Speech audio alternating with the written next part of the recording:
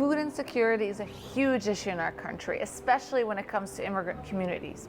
In 2020, 60% of immigrant families reported not having enough food to eat. And when there was one or more undocumented family members, that number went up to 80%. So they should just apply for federally funded food assistance programs, right? Well, they're scared to. They can't, because many of them are afraid for their own legalization purposes, and that's why they don't enroll in programs like Medicaid or SNAP.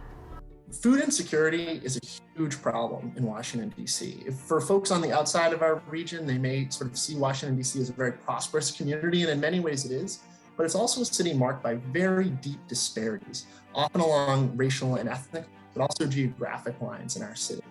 Focus on our ability to help make food more accessible for immigrant families was all predicated on trust.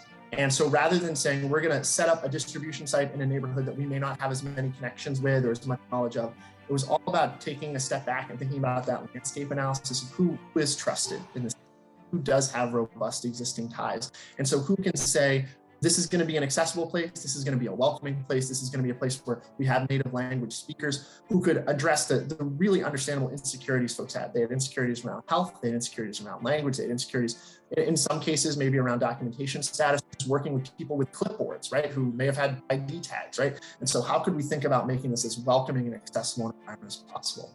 And so Washington, D.C. has become a leader in thinking about how we can leverage not just food banks and food pantries, but corner stores, farmers markets, prescription programs. You can go to your physician and get a prescription to get fresh produce at a nearby grocery store. Some really innovative work has happened in Washington, D.C. over the last 10 to 15 years.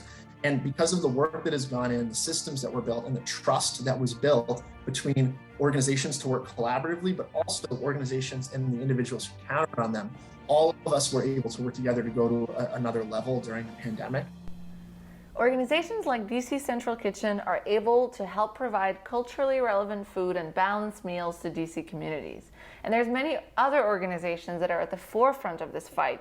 And Immigrant Food included provided for nearly 25,000 people in 2020 and 2021. DC Central Kitchen believes that the root cause of hunger is poverty.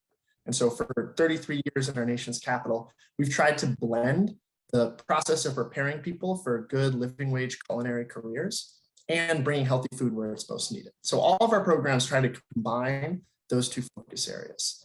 Now, when the COVID-19 pandemic struck, it turned everything that we do on its head. We saw needs emerging in places that were deeper and more acute than had existed previously. We saw industries, especially the hospitality industry, that had been turned on its head and workers were really struggling. We saw food was harder to get for individuals at grocery stores and for organizations like ours if we weren't really creative about our supply chain.